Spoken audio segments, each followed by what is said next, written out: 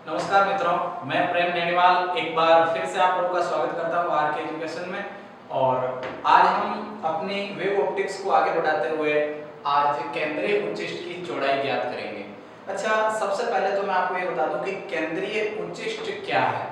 तो जैसे हमने पिछले वीडियो में देखा है उच्चिष्ट क्या होता है, निम्निष्ट क्या होता है। जैसे कि जो स्क्रीन होती है, जो पर्दा होता है जहाँ पे विवर्तन की घटना दर्शाई जा सकती है या व्यतिकरण की घटना दर्शाई जा सकती है, उस पर्दे पे या उस स्क्रीन पे अगर हम देखें तो मध्य का जो बिंदु होता है वो दीप्त प्राप्त होता है हमें।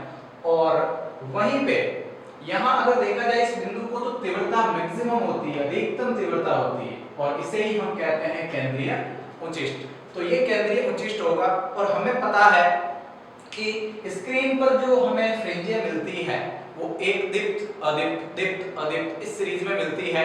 तो निश्चित तौर पे ये अगर केंद्रीय उच्चिष्ट है तो यहाँ इसके बाद निम्निष्ट होगा और इसके नीचे भी क्या होगा, निम्निष्ट। जैसे कि ये आपका उच्चिष्ट है तो यहाँ निम्निष्ट होगा और यहाँ भी निम्निष्ट। जैसे जैसे ऊपर बढ़ेंगे तब भी तीव्रता कम होती चली जाएगी और जैसे जैसे नीचे की तरफ बढ़ेंगे तब भी तीव्रता कम होती चली जाएगी। अच्छा, उच्चिष्ट इसे क्यों कहा है? क्योंकि यहाँ पर जो तीव्रता है वो तीव्रता मैक्सिमम है, ठीक है, इसलिए केंद्रीय उच्चिष्ट केंद्र में भी है और तीव्रता मैक्सिमम भी है, तो इसलिए हम इसे केंद्रीय उच्चिष्ट कह के चलेंगे। तो यहाँ पे सबसे पहले तो देखिए दोस्तों कि केंद्रीय उच्चिष्ट है क्या। हम चौड़ाई ज्ञात करना चाह रहे हैं केंद्रीय उच्चिष्ट की, तो ये केंद्रीय उच्चिष्ट है। इसकी चौड़ाई अगर हम देखना चाहे तो ये प्रथम निम्निष्ट हम इसे कहेंगे और ये प्रथम निम्निष्ट है ऊपर की साइड। तो इन दोनों प्रथम निम्निष्टों के बीच की जो डिस्टेंस है, बीच की जो दूरी है, उसे हम केंद्रीय उच्चिष्ट की क्या कहेंगे, चौड़ाई। वैसे भी जो फ्रिंजें हमें मिलती है, फ्रिंजों की चौड़ाई हमने ज्ञात करके देखी है, तो ठीक उसी तरीके से ये दोनों जो प्रथम निम्निष्ट है उनके बीच की जो दूरी है उसे हम केंद्रीय उच्चिष्ट की चौड़ाई कहेंगे। तो ये केंद्रीय उच्चिष्ट की चौड़ाई हम किस तरीके से फाइंड आउट करेंगे, इससे पहले हमने पथांतर को लिया है। और एक बात मैं क्लियर कर दूं कि पथांतर डेल्टा एक्स यदि आपके पास लैम्बडा है, 2 लैम्बडा है, 3 लैम्बडा है या फिर आपके पास n लैम्बडा है, अगर ये आपको मिल रहा है तो वहां न्यूनतम की स्थिति होगी। और यदि आपके पास जो डेल्टा एक्स है यानी पथांतर है वो λ/2 मिल रहा है, 3 λ/2 मिल रहा है, अच्छा आगे मान लो 5 λ/2 मिल रहा है एंड डॉट डॉट n λ/2 मिल रहा है, तो ये सारी की सारी जो कंडीशन होगी ये बिल्कुल अधिकतम को शो करेगी। तो ये दोनों ही स्थितियां हमने इससे पहले पढ़ रखी है। और आज हम चलते हैं केंद्रीय उच्चिष्ट की चौड़ाई की तरफ। तो केंद्रीय उच्चिष्ट के दोनों तरफ स्थित, केंद्रीय उच्चिष्ट के दोनों तरफ स्थित निम्निष्टों के बीच की दूरी को केंद्रीय उच्चिष्ट की चौड़ाई कहता है। अच्छा, हमने एक फॉर्मूला पढ़ रखा है पथांतर के पदों में। क्या पढ़ रखा है?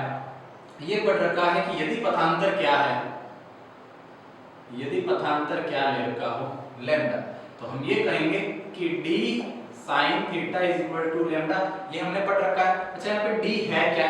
d बीच की दूरी है, इसकी डिस्टेंस है। sin theta is equal to क्या होगा, लैम्डा। अच्छा, अगर हम sin थीटा लेवे तो लैम्डा बाई क्या हो जाएगा, d। और चूंकि यहाँ पे जो थीटा है वो अति सूक्ष्म है, तो अति सूक्ष्म थीटा के लिए sin थीटा को थीटा रख देंगे, तो यहाँ पर theta is equal to lambda by क्या आ जाएगा, d। तो ये स्थिति भी हो सकती है, sin थीटा का हो थीटा का हो, कोई अलग बात यहाँ पे है नहीं। तो यहाँ इसे मैं समीकरण नंबर कितना कह देता हूँ, 1। अब ध्यान दीजिए, मेरे को चाहिए केंद्रीय उच्चिष्ट की चौड़ाई। मैं एक बार यहाँ पे डायग्राम बनाता हूँ। कैसे? मान लीजिए ये जो पर्दा है आपका, यहाँ मैं मानता हूँ इसका बिंदु P जहाँ पे केंद्रीय उच्चिष्ट एडजस्ट यहाँ पे है, और यहाँ बिंदु P1 मानता हूँ जहाँ से निम्निष्ट शुरू हो रहा है, और यहाँ मैं बिंदु P2 मानता हूँ जहाँ से निम्निष्ट शुरू हो रहा है। अच्छा, P1 और P2 के बीच की जो दूरी है, यदि P पर केंद्रीय उच्चिष्ट है, इससे दोनों साइड की जो दूरी है ये, इसे हम कहेंगे केंद्रीय उच्चिष्ट की चौड़ाई। अब ये मेरे को यहाँ पे निकालना है। अगर मैं यहाँ से यहाँ तक का पथांतर देखूं, बिंदु P तक का पथांतर, ठीक है, यहाँ मान लीजिए इस बिंदु को यदि O माना जाए, ठीक है, तो बिंदु P तक का यहाँ पे पथांतर एक बार देखेंगे। और चूंकि यहाँ अगर मैं एक लाइन यहाँ पे खींचूं तो ये यहाँ पे 90 डिग्री के एंगल को शो करेगी, और यहाँ पे ये जो कोण है हम मान के चलते हैं कि थीटा है। अच्छा, P से P1 तक की जो दूरी है इसे मैं मान लेता हूँ एक बार के लिए कितनी y। अब चूंकि विवर्तन की यहाँ पे घटना हो रही है और फ्रॉनहोफर विवर्तन की यदि हम बात करें तो यहाँ पे एक द्वारक मान सकते हैं, द्वारक होता ही है, लेंस होता ही है, और यहाँ से यहाँ तक की जो दूरी है उसे हम रिप्रेजेंट करते हैं बड़े वाले d से। तो फिर से समझिए एक बार इस स्थिति को कि असल में हम ज्ञात क्या करना चाह रहे हैं, केंद्रीय उच्चिष्ट की चौड़ाई। और केंद्रीय उच्चिष्ट की चौड़ाई के लिए मैं यहाँ पे केंद्रीय उच्चिष्ट मान रहा हूँ। चौड़ाई किसे कहेंगे कि प्रथम निम्निष्ठ ऊपर की साइड वो दूरी और प्रथम निम्निष्ठ नीचे की तरफ वो जो कंप्लीट डिस्टेंस यहाँ पे होंगी उसे हम केंद्रीय उच्चिष्ट की चौड़ाई कहेंगे। अच्छा, ये ज्ञात करने के लिए मैंने ये हिस्सा जो P से P1 का है वो मैंने y मान लिया है, बिंदु O है यहाँ पे मैंने थीटा मान लिया है, और ये जो डिस्टेंस है टोटल ये कितनी मान ली है मैंने d। अच्छा, कभी कभार लेंस जो है उसकी फोकस दूरी यदि f हो तो ये दूरी f भी मानी जा सकती है, वहां पे आपको कंफ्यूज नहीं होना है।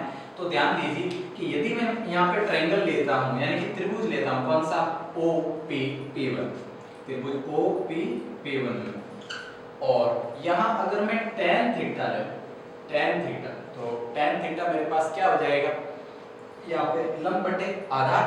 अच्छा, लंब में किसे कहूंगा P1 को, तो ये लीजिए P1 बटे, और आधार मेरे पास क्या है O और P। और यहाँ से यदि देखा जाए तो आपके पास tan थीटा की जो वैल्यू है वो आपको ये मिलेगी कि P1 क्या है मेरे पास y, और अपॉन यहाँ पे अगर OP को देखा जाए तो ये कंप्लीट जो दूरी है वो d को बताती है। अच्छा, मैं इसे कह दूंगा समीकरण नंबर 2। कोई नहीं, समीकरण 1 हमारे पास है, समीकरण 2 हमारे पास है। यदि मैं वापस से ये वाला फॉर्मूला अपनाऊं कि थीटा यदि अति सूक्ष्म है, और जब थीटा अति सूक्ष्म है तो मैं भले ही थीटा को साइन थीटा लिखूं और थीटा लिखूं या फिर क्या लिखूं tan थीटा, कोई फर्क पड़ने वाला नहीं है, क्योंकि कोण अति सूक्ष्म है, और जब कोण अति सूक्ष्म है तो क्या साइन की वैल्यू और क्या tan की वैल्यू वो सब इक्वल होने वाली है। तो साइन थीटा और tan जो थीटा है वो इक्वल है, तो यहाँ इन दोनों को मैं इक्वल कर दूं। अच्छा, साइन थीटा का मान मेरे पास λ/d है इज इक्वल, ये आपके पास tan जो वैल्यू है tan की वो आपके पास y अपॉन क्या मिल गई है d।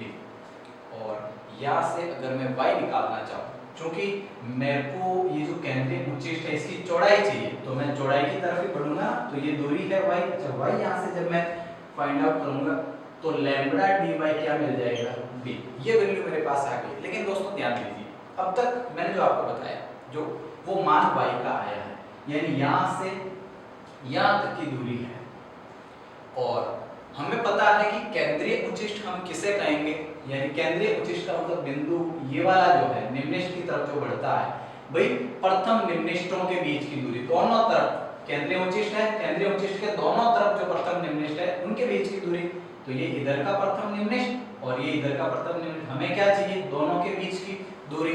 तो इन दोनों के बीच की दूरी निकालने के लिए y तो अभी तो सिंगल आया है, लेकिन इन दोनों के बीच की दूरी निकालनी है, तो मैं इसको क्या करूंगा 2 से गुणा करूंगा, तो y या 2y λ/d/d, और गुणे क्या हो जाएगा 2।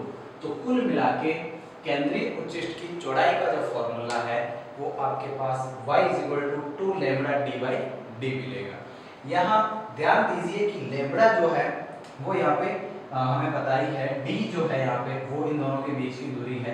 अच्छा, अगर हम छोटे वाले d की बात करें तो जैसा कि हम पदांतर में पढ़ते आए हैं कि छोटे वाला जो d है वो भी दूरी को शो करता है। y जो है यहाँ पे ये सिंगल जो दूरी है प्रथम निम्निष्ठ के बीच की जो दूरी है वो हम कहेंगे। तो कुल मिला के y 2 λ/d/d का फॉर्मूला आपको मिल जाना है, किसके लिए केंद्रीय उच्चिष्ट की चौड़ाई के लिए। तो इस प्रकार से आपको फाइंड आउट करनी है केंद्रीय उच्चिष्ट की चौड़ाई। अब इनको लेकर सवाल भी पूछे जा सकते हैं, कैसे केंद्रीय उच्चिष्ट आपको दे रखा होगा, निम्निष्ठ पूछ लेगा या आपको जो है उच्चिष्ट पूछ लेगा, तो इस तरीके से आपको सवाल पूछे जाएंगे। लेकिन दो तरीके आपको याद रखने हैं कि यदि λ2 λ3 λn लैम्ब्डा के पदों में है तो वहां स्थिति न्यूनतम की होगी, और यदि λ/2 3 λ/2 या 5 λ/2 या n λ/2 है तो वहां स्थिति मैक्सिमम की होगी। तो इस तरीके से ये सारा जो मैटर है वो आपको याद रखना है। तो अब हम बात करते हैं विभेदन क्षमता को लेकर, किसी प्रकाशिक यंत्र की या ऑप्टिकल इंस्ट्रूमेंट की विभेदन क्षमता क्या होगी उसकी हम बात करते हैं।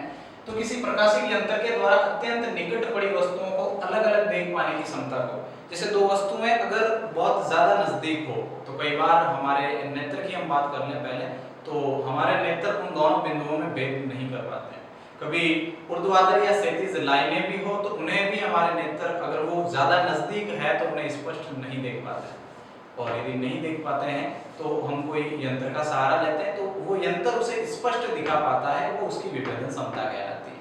तो जैसे कि कोई दो बिंदु यहाँ पे है, मैं मानता हूँ कि ये दोनों बिंदु अत्यंत नजदीक है, अत्यंत नजदीक है, और यहाँ से कोई इन्हें देख रहा है, ये हम मानते हैं। और जब यहाँ से देख रहा है और इसके बीच की दूरी जो d है वो यदि अत्यंत कम है तो वो इन्हें अलग अलग नहीं देख पाएगा, बल्कि उसे यहाँ एक बिंदु नजर आएगा, एक ही। क्यों? क्योंकि अगर ये बिल्कुल नजदीक है तो यहाँ का जो कोण है, जो एंगल है थीटा, वो भी क्या हो जाएगा, न्यूनतम हो जाएगा। और यदि थीटा बहुत ज्यादा न्यूनतम ही हो गया तो ये मान लो कि ये दोनों बिंदु एक दूसरे पर अध्यारोपित होकर नजर आएंगे, एक दूसरे से जुड़े हुए नजर आएंगे, और जो प्रकाशिक यंत्र इसको स्पष्ट कर पाता है वो उसकी विभेदन क्षमता। तो किसी प्रकाशिक यंत्र के द्वारा दो अत्यंत निकट, यहाँ ध्यान दीजिए कि दो अत्यंत निकट पड़ी वस्तुओं को अलग अलग देख पाने की क्षमता को ही उसकी क्या कहेंगे, विभेदन क्षमता कहेंगे। और यदि कोई वर्ताकार द्वारक आपके पास है, कोई वर्ताकार लेंस है, उसकी विभेदन क्षमता के लिए अगर हम न्यूनतम कोण की बात करें, ये जो थीटा है न्यूनतम की बात करें तो वो होता है इतना, और आपको ये राशि तो यहाँ पे याद करनी पड़ेगी क्योंकि एक ही फॉर्मूला है। तो theta minimum is equal to 1.22 lambda by क्या होगा, d होगा। तो ये स्थिति होगी उसके लिए। और यदि जो द्वारक आपने रखा है, आपके पास जो लेंस है, यदि उसकी फोकस दूरी कितनी हो, f मींस कुछ भी हो सकती है, तो आप वहां पे उसकी विभेदन क्षमता के लिए क्या करोगे, 1.22 लैम्डा अपॉन d जो है इसको क्या करोगे, उसकी फोकस दूरी से गुणा। तो कुल मिलाकर के जो यहाँ पे लेंस की फोकस दूरी f हुई है, उसके कारण फर्क सिर्फ इतना सा है कि हमने इसको फोकस दूरी से क्या किया है, गुणा। तो ये फॉर्मूला हम आगे काम में लेंगे, लेकिन दोस्तों इस फॉर्मूले को आपको सीधे तौर पे याद रखना है। मैं यही कहूंगा कि सीधे तौर पे इसे याद कर लीजिए, यही इसका शॉर्ट तरीका है। अब देखिए, ये तो थी विभेदन क्षमता, विभेद कर पाना, ठीक है ना। और एक नई राशि जिसके बारे में बात कर लेते हैं, विभेदन सीमा। कई बार ये कंफ्यूज हो जाता है कि विभेदन सीमा क्या है और विभेदन क्षमता क्या है, तो दोनों की अलग अलग बात करते हैं। जब दो वस्तुएं अत्यधिक निकट स्थित हो और वह न्यूनतम दूरी जहां से उन्हें अलग अलग देखा जा सके, तो वो उस यंत्र की विभेदन सीमा कहलाती है। जब दो वस्तुएं अत्यंत निकट स्थित हो और वहां से वो न्यूनतम दूरी जहां से उन्हें स्पष्ट देखा जा सके, वो न्यूनतम दूरी जहां से क्या उसे स्पष्ट तरीके से देखा जा सके, तो वो जो दूरी होगी उस दूरी को हम क्या कहेंगे, विभेदन सीमा। तो ध्यान दीजिए, विभेदन सीमा एक दूरी के रूप में है और विभेदन क्षमता उस ऑप्टिकल इंस्ट्रूमेंट की क्षमता है। और किसी यंत्र की विभेदन क्षमता उसकी विभेदन सीमा की क्या होती है, व्युत्क्रम होती है। अच्छा, विभेदन सीमा जितनी अधिक होगी उसकी क्षमता उतनी क्या हो जाएगी, कम। डायग्राम के द्वारा समझिए, यहाँ से ये जो दूरी है, अगर मैं न्यूनतम की बात करूं तो ये न्यूनतम दूरी जहां से इन दोनों बिंदुओं को क्या देखा जा सके, अलग अलग देखा जा सके, तो उसी न्यूनतम दूरी को हम क्या कहेंगे, मिनिमम दूरी को उसकी विभेदन सीमा कहेंगे। ये बात स्पष्ट हो गई कि विभेदन सीमा क्या है, कि जहां से इन दोनों वस्तुओं को अलग अलग देखा जा सके, तो वो न्यूनतम जो दूरी है वो विभेदन सीमा है। उसके बाद विभेदन क्षमता क्या है, विभेदन क्षमता यानी जो भी ऑप्टिकल इंस्ट्रूमेंट आप काम में ले रहे हो, अपने नेत्र की भी विभेदन क्षमता होती है, तो वो जहां से उन्हें स्पष्ट देख सके, अलग अलग दिखा सके, वो उसकी क्या कहलाएगी, विभेदन क्षमता कहलाएगी। अब दोस्तों ध्यान दीजिए कि यदि ये जो न्यूनतम दूरी की मैं बात कर रहा हूं, ये यदि बढ़ा दी जाए, ये बढ़ा दी जाए, दूरी ज्यादा हो जाए, तो विभेदन क्षमता क्या हो जाएगी, यहाँ पे ऑटोमेटिकली कम हो जाएगी। इसलिए हम कहेंगे कि विभेदन सीमा जो है वो विभेदन क्षमता के व्युत्क्रमानुपाती रहेगी, यानी कि इसका क्या रहेगी, उल्टा। यदि बढ़ा दी जाए तो ये घट जाएगी, और ये यदि घटा दी जाए तो ये ऑटोमेटिक क्या हो जाएगी, बढ़ जाएगी। तो इस तरीके से ये एक दूसरे के व्युत्क्रम होती है विभेदन सीमा या विभेदन क्षमता। मानव नेत्र की भी होती है, किसी प्रकाशिक यंत्र की भी होती है, जैसे ऑप्टिकल इंस्ट्रूमेंट की अगर हम बात करें, तो ये विभेदन क्षमता को लेकर इसकी कहानी है। आगे हम बढ़ते हैं और उसके बाद हम बात करते हैं तो दोस्तों यहाँ पे आपका विवर्तन और व्यतिकरण पूरा होता है। अब हम विवर्तन और व्यतिकरण पर आधारित आंकिक प्रश्न कुछ एक देखते हैं। तो देखिए आपका बोर्ड पर पहला प्रश्न, यंग के द्विस्लिट प्रयोग में, यंग का जो द्विस्लिट हम प्रयोग पढ़ रहे थे उसमें दो स्लिटों के मध्य दूरी, दो स्लिटों हैं, दो द्वारक हैं, उनके मध्य दूरी 0.2 mm है। जब स्लिटों पर 8000 एंगस्ट्रॉम का प्रकाश है, स्लिटों पर कितने एंगस्ट्रॉम का, 8000 एंगस्ट्रॉम का प्रकाश आपतित हो, तो स्लिटों से 1 मीटर, पर्दा जो है वो स्लिटों से 1 मीटर की दूरी पे है, तो उस पर्दे पर फ्रिंजें जो बनेगी उस फ्रिंजों की चौड़ाई आपको ज्ञात करनी है। तो देखिए जरा कैसे करोगे इसको आप। सबसे पहले तो गिवन क्या है, आपको दिया हुआ है कि मध्य दूरी कितनी है, दोनों के मध्य दूरी, यानी अगर मैं डी की बात करूं, दोनों जो स्लिट है, जो द्वारक है, उनके मध्य दूरी तो 0.2 mm। अच्छा, इसे जब मैं मीटर में बदलूंगा तो क्या हो जाएगा, 2 × 10 की घात, वैसे -3 होता है लेकिन दशमलव जब आगे गया तो -4 और मीटर। उसके बाद अब स्लिटों पर प्रकाश, यानी प्रकाश की जो तरंग दैर्घ्य है वो आपको बताई जा रही है कितनी, 8000 एंगस्ट्रॉम। फिर से इसको बदल लीजिए तो क्या हो जाएगा, 8 × 10 की घात -7 मीटर हो जाएगा। -10 होता है लेकिन जब 3 जीरो में इधर दूंगा तो ऑटोमेटिक 8 × 10 की घात -7 हो जाएगा। उसके बाद कहा है स्लिटों से 1 मीटर दूर स्थित पर्दे पर फ्रिंज की चौड़ाई, पर्दा जो है, जो स्क्रीन है, और स्क्रीन की दूरी को हम d से रिप्रेजेंट करते हैं, वो आपको दे रखी है सीधी सी मीटर में, कितने मीटर दे रखी है, 1 मीटर। तो ध्यान दीजिए आपके पास इस तरीके से दो स्लिट हैं और उनके बीच की दूरी जो d है, स्मॉल वाला d, वो आपको यहाँ पे 2 × 10 की घात -4 दे रखी है। अच्छा, इससे 1 मीटर की दूरी पर एक पर्दा स्थित है और उस पर्दे पर फ्रिंजों की क्या निकालनी है, चौड़ाई निकालनी है। तो दोस्तों फ्रिंजों की चौड़ाई के लिए जो फॉर्मूला होता है, फ्रिंजों की चौड़ाई वो हमने पढ़ रखी है, रिप्रेजेंट करते हैं उसे बीटा से, और क्या हो जाएगा, λd/d। लैम्बडा यहाँ पे तरंग दैर्घ्य है, तो तरंग दैर्घ्य कितना है जी, तो हम कहेंगे कि 8 × 10 की घात -7 है, और d कितना है, केवल 1 मीटर है आपके पास। और स्मॉल वाले d की हम बात करें तो वो आपको 2 × 10 की घात -4 मीटर दे देगा। अच्छा, एक का तो कोई खास मतलब यहाँ पे है नहीं, तो सबसे पहले हम 10 की जो घात है उसको सॉल्व करते हैं। तो -7 और -4, -4 जब ऊपर गई तो प्लस में 4 हो गई। अच्छा, 7 में से 4 गए तो 10 की घात कितनी बची है, -3, और ये इससे कितनी बार चला गया, 4 बार। तो कुल मिला के ये आपका आंसर आने वाला है, हम कहेंगे इसमें। लेकिन मात्रकों का इसमें खास ख्याल आपको रखना है, कैसे कि यदि मैं इसे डायरेक्ट कर दूं तो 4 क्या हो जाएगा, mm, जो इसका क्या होगा आंसर। तो कुल मिला के ये प्रश्न करवाने का उद्देश्य भी यही है कि आप फ्रिंजों की जो चौड़ाई है उसे आप ज्ञात कर पाओगे, यानी बीटा = λd/d होगा। दोनों d यहाँ पे अलग है। फिर आपको ध्यान क्या रखना है, जो भी आपको यहाँ पे मिलीमीटर में दे रखा है, मीटर में, अगर मीटर में सब ले रहे हो तो सारे के सारे मान किस में लेने हैं, आपको बदल के मीटर में लेने हैं, और आंसर भी मीटर में। तो इस तरीके से आपको मात्रकों का इसमें खास ख्याल रखना है। जैसे एक प्रश्न और देखो, यंग के द्विस्लिट प्रयोग में तरंग दैर्घ्य, यहाँ पे बात की जा रही है 6600 एंगस्ट्रॉम की, वो प्रकाश प्रयुक्त करने पर दृष्टि क्षेत्र में 60 फ्रिंजें मिलती है। अच्छा, जब भी हम यहाँ पे कुल मिला के ये कह सकते हैं 6600 एंगस्ट्रॉम का प्रकाश होगा, तो स्क्रीन पर जो फ्रिंजें होगी उनकी संख्या, यानी n की मैं बात करूंगा, वो फ्रिंजें होगी 60 कहा जा रहा है। तो यहाँ पे 60 फ्रिंजें आपको प्राप्त होगी। अब वो कह रहा है कि यदि तरंग दैर्घ्य 4400 एंगस्ट्रॉम का प्रकाश वहां पे प्रयुक्त करे, 4400 एंगस्ट्रॉम का प्रयुक्त करे प्रकाश, तो आप क्या देखोगे कि जो संख्या है फ्रिंजों की, यानी n1 मान ले, यहाँ पे इसको n2 मान ले, तो n2 कितनी होगी, ये आपसे पूछा है। तो देखें इसमें भी आपको करना क्या है, सबसे पहले तरंग दैर्घ्य आपको दे रखा है λ1, कितना दे रखा है, 6600 एंगस्ट्रॉम। अच्छा, दोनों एंगस्ट्रॉम में है तो मैं यहाँ पे अदला बदली करूंगा नहीं।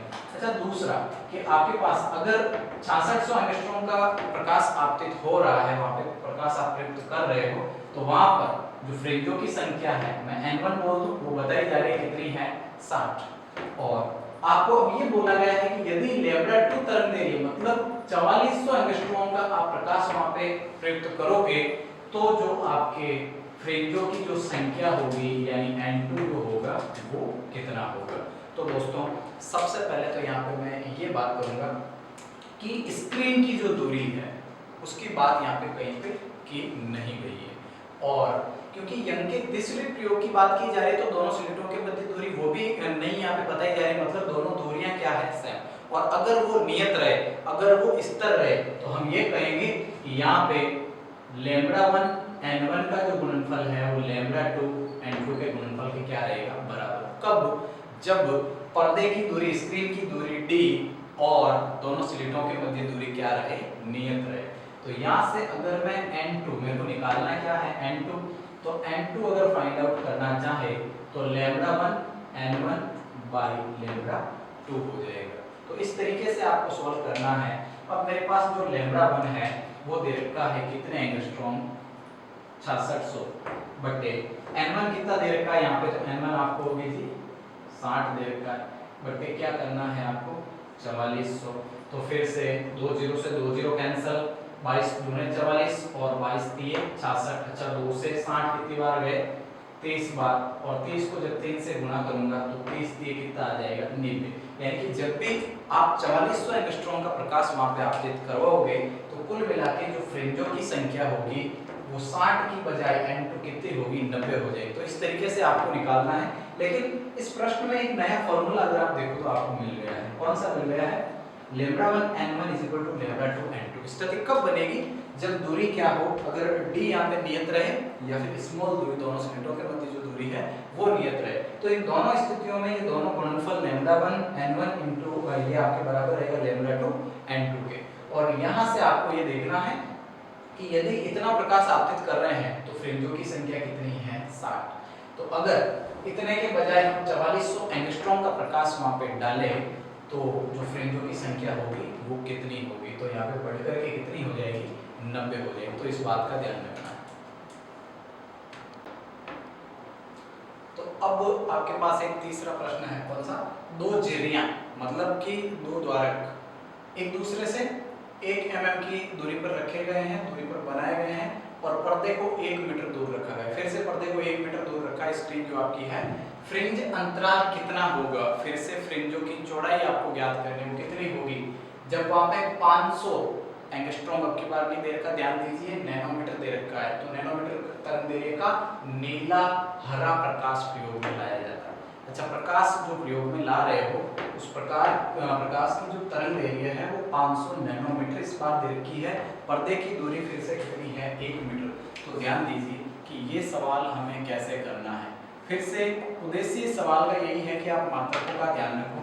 तो दोनों झिर्रियों के मध्य की जो दूरी है वो दूरी आपको 1 mm दे रखी है, यानी मैं d की बात कर रहा हूँ, 1 मिलीमीटर दे रखी है, यानी मैं ये कह सकता हूँ कि 10⁻³ मीटर। और दूसरा जो आपको दिया है कैपिटल वाला d और वो सीधा सा आपको क्या दे रखा है 1 मीटर। और उसके बाद प्रकाश की तरंग दैर्घ्य जो लैम्ब्डा का मान है वो है 500 नैनोमीटर। और जब भी नैनोमीटर को आप बदलोगे तो 500 × 10⁻⁻ क्या करोगे 9 मीटर करोगे। दो यहाँ पे शून्य आ ही रहे हैं, तो अगर मैं 5 × लिखूँ तो 10⁻⁻ क्या हो जाएगा 7। तो ये आपको प्रयोग में लाना है ताकि हमारी कैलकुलेशन क्या हो जाए आसान। अब यहाँ पे पूछा है कि फ्रिंज अंतराल कितना होगा। फ्रिंज अंतराल यानी फ्रिंजों की चौड़ाई, और फ्रिंजों की चौड़ाई के लिए सीधा सा फॉर्मूला है, कहीं जाने की जरूरत भी नहीं है, कि बीटा λd/d। तो हम वही करेंगे। बीटा का मान लैम्ब्डा यहाँ पे हमारे पास कितना है जी 5 × 10⁻⁻7 मीटर, और d हमारे पास कितना दे रखा है 1 मीटर, उसकी जो डिस्टेंस है। और स्मॉल वाला d अगर हम देखें तो 10⁻³ तो फिर से सिंपल सा आंसर है कि 7 माइनस में 3 गए तो कितने बच गए 4, यानी हम कहेंगे 5 तो है इंटू 10⁻⁻ में क्या है 4, और पीछे में क्या लगा दूं मीटर।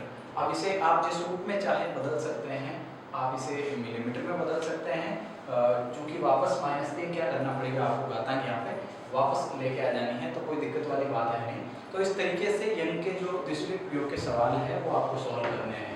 जब भी उन दोनों के मध्य दूरियां आपको दे रखी हो, या फिर पर्दे की दूरी पूछी हो, या फिर हमें तरंग दैर्घ्य पूछी हो, या फिर उनका फ्रिंज अंतराल पूछा हो, तो वो सारे हम इस एक फॉर्मूले से निकाल सकते हैं कि beta is equal to lambda D by D. बीटा यहाँ पे शो करती है फ्रिंजों की चौड़ाई को। तो आगे करेंगे हम इस तरीके के कुछ और सवाल, तब तक के लिए पढ़ते रहें। धन्यवाद।